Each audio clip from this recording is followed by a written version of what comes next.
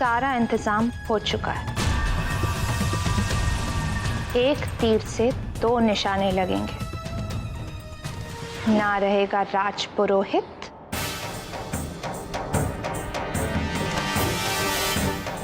और ना रहेगी राजपुरोहिताएं।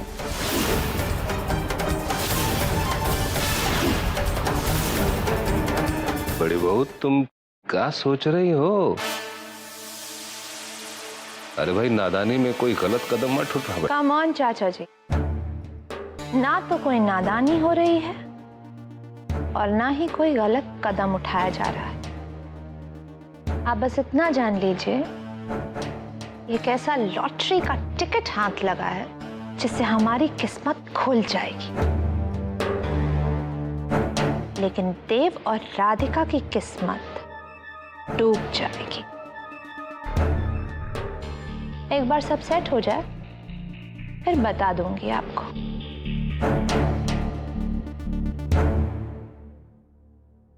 विघ्न भी तो कितने ढेर सारे, एक पल को भी मन को शांति नहीं मिल रही। जरा सी आंख लगती नहीं है कि पूरे पूरे ख्यालात आने लगते।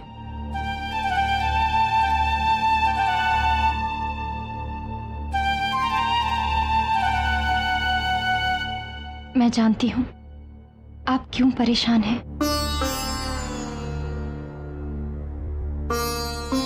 पर दादी माँ अब सब ठीक हो जाएगा।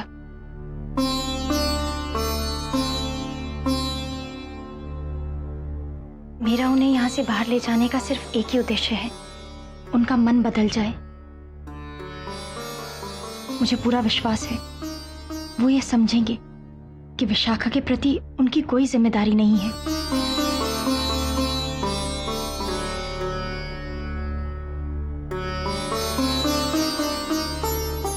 दादी माँ, उस रात जो आपने मुझसे कहा था, अपने पति का निर्णय बदलने में कोई बुराई नहीं है, विशेष रूप से तब जब सबको लगता हो कि उनका निर्णय गलत है।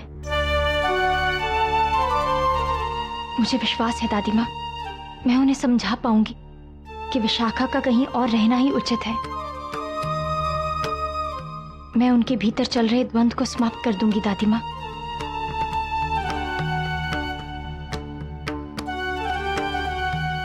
अब आप देखिएगा दादी माँ, वो वापस आएंगे तो विशाखा को वो खुद ही इस घर से जाने के लिए कहेंगे।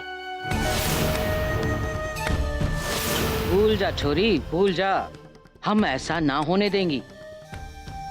तू जो करना चाहत है वो तो तब तू करेगी ना जब तू और देव बाबू यहाँ से बाहर जावेंगे।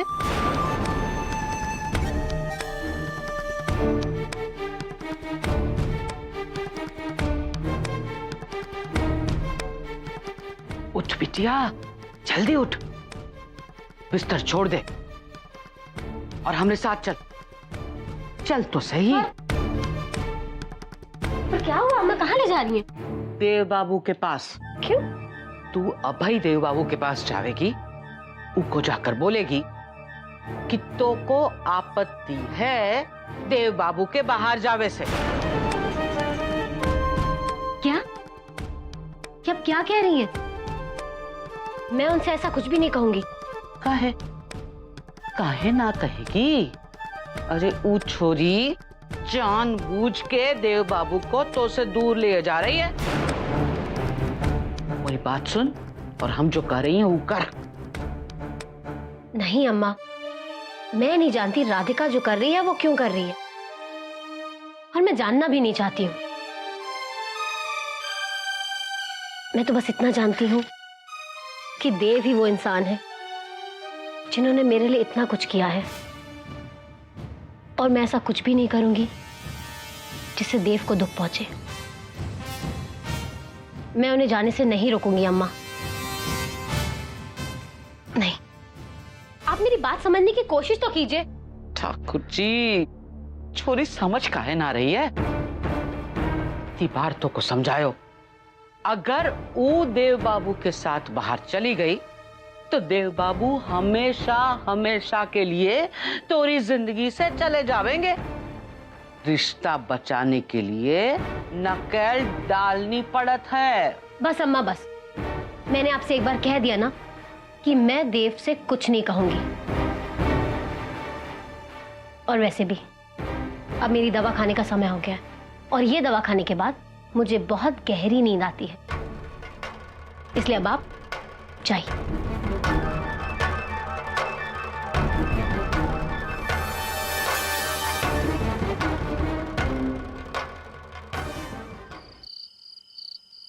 अच्छा जी, धन्यवाद। राधे राधे। क्या हुआ जी, इतनी रात गए आप किससे बात कर रहे थे? बस अड्डे फोन लगाया। दिल्ली से आने वाली अंतिम बस भी आधा घंटा पहले आ चुकी है और अम्मा अभी तक पहुंची नहीं, फोन भी नहीं किया उन्होंने। हो सकता है पुरोहित परिवार की कार उन्हें छोड़ने आ रही हो। परंतु इतना विलंब तो नहीं होना चाहिए ना। ऐसा करिए ना जी कि आप उन्हें फोन लगा के देख लीजिए, उनसे पूछ लीजिए कि वो दोनों वहां से कितने बजे निकली हैं। ठीक।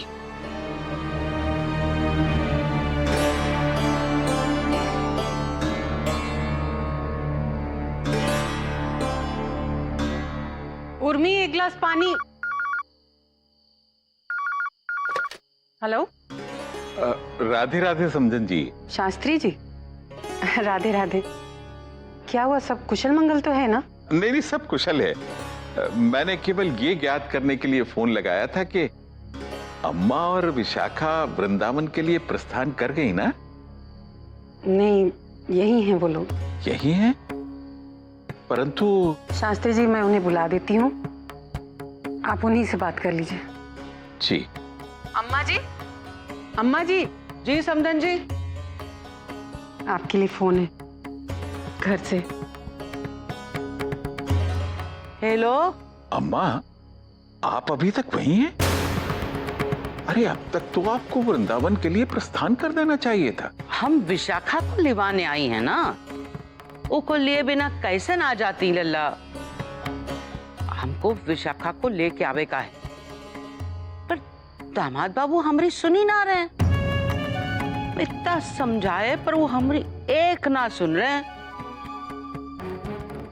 लल्ला लल्ला, तू चिंता ना करियो, हमने जो काम का बीड़ा झड़पो है वो हम करके ही रहेंगी।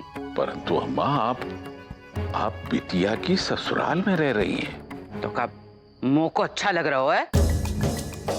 मजबूरी है लल्ला, यही कारण तो आज ही दिन देखना पड़ रहा है। यहाँ बीच बैठक में ऐसा खड़े होके बात करना मुझको ठीक ना लगता है। राधे राधे। अरे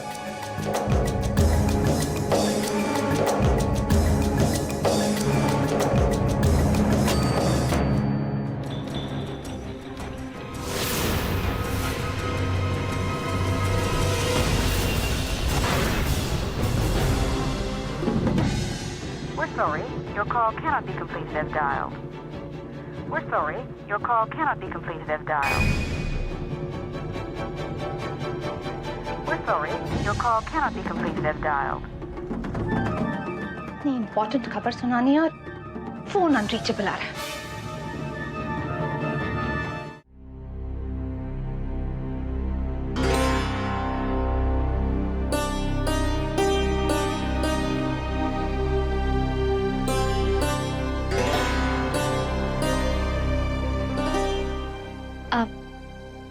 सुनिए, हमें कुलालुम्पी में उन्हीं कपड़ों की जरूरत पड़ेगी।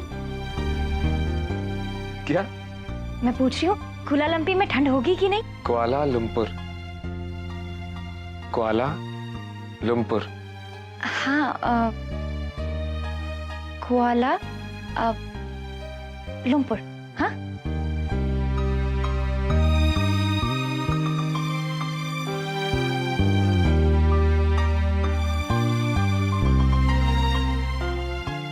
वैसे सर्दी के कपड़े लेके जाने की जरूरत नहीं है,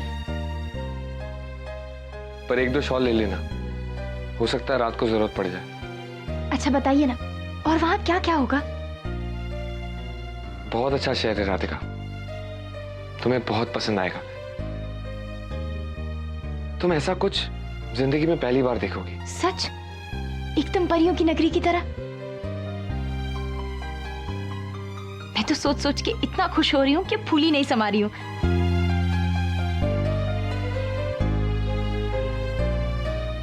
तुम्हें खुश देखकर मुझे बहुत अच्छा लग रहा है राधिका, वरना तुम और बाकी सब घर वाले मेरी वजह से उदास ही रहते हैं।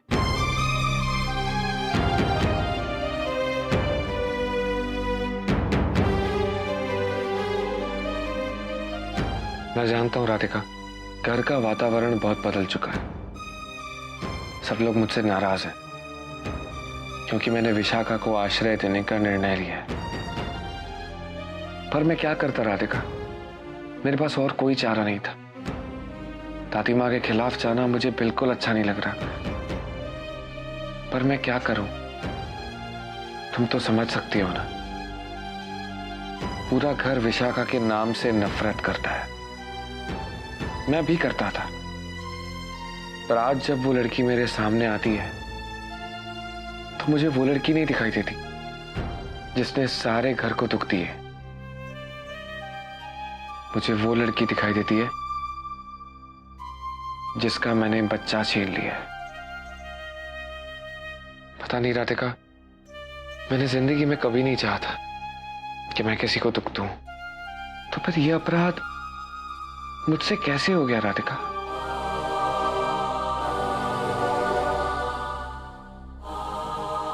सब ठीक हो जाएगा, आप ऐसी बातें मत कीजिए। गाना सब ठीक कर देंगे।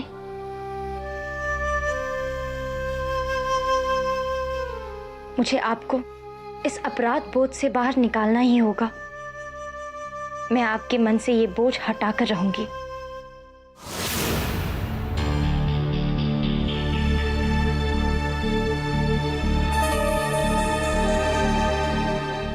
को कुछ तो करना पड़ेगा ताकि देव बाबू और राधिका घूमने ना जा सके।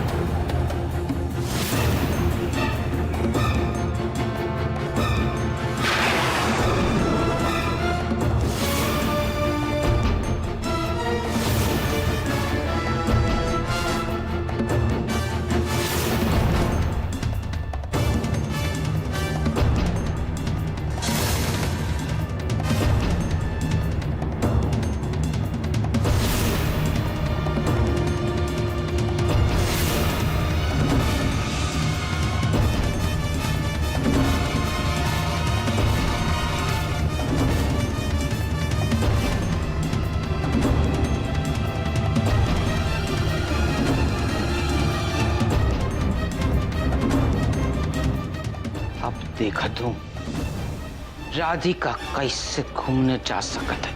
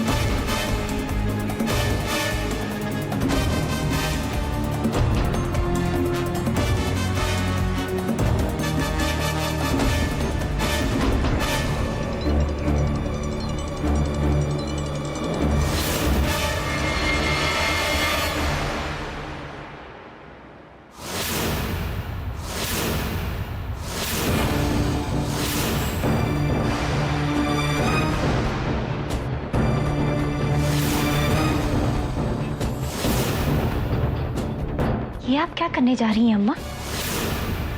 आप ऐसा पहले भी कर चुकी हैं, लेकिन इस बार मैं आपको दोबारा ये नहीं करने दूंगी। मैं जानती हूं ये सब आप क्यों कर रही हैं। मुझे मेरे पति से दूर करने के लिए आप अपनी प्यारी पोती विशाखा को चोट पहुंचाने जा रही थी।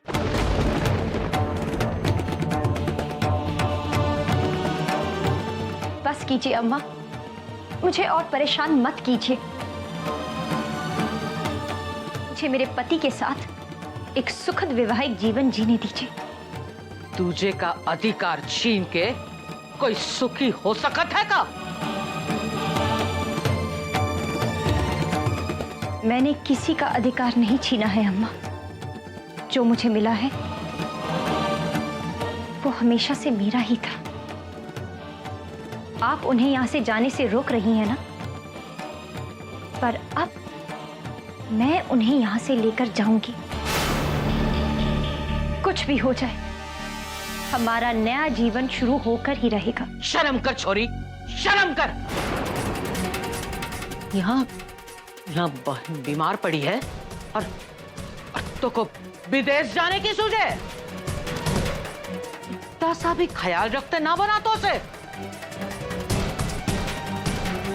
मैंने विशाखा का कितना ख्याल रखा है ये मुझे किसी को भी बताने की जरूरत नहीं, खासकर उस इंसान को जिसने विशाखा का हाथ जलाने के लिए गरम तेल लाया हो। बहुत बहुत बोलने लगी है तू छोरी। इतना सब बोलवे की शक्ति तोरे अंदर आई कहां से? इतनी शक्ति मुझे मेरे पति के प्रेम से मिली है। आप एक बात ध्यान से सुन लीजिए अम्मा, हम दोनों मलेशिया जरूर जाएंगे और हमें इस बार कोई नहीं रोक सकेगा, कोई भी नहीं।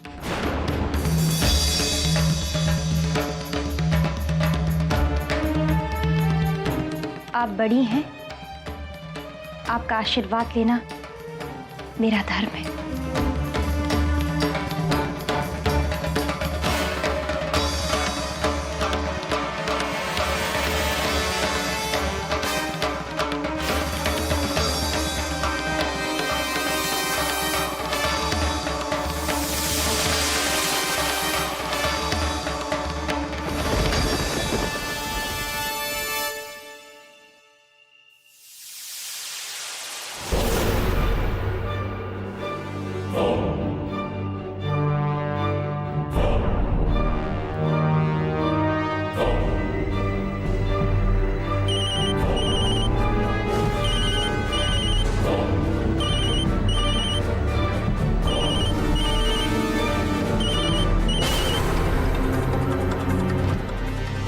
हेलो, सब तय हो गया। अब इस बात में कोई शक नहीं है कि राधिका मलेशिया आ रही है। अब आप अपनी आंखों से देख लीजिए। मैंने अपना काम कर दिया। मैं राधिका को मलेशिया भेज रही हूँ। अब आगे आपको क्या करना है ये तो आपने सोच ही रखा होगा। मैं क्या बताऊँ?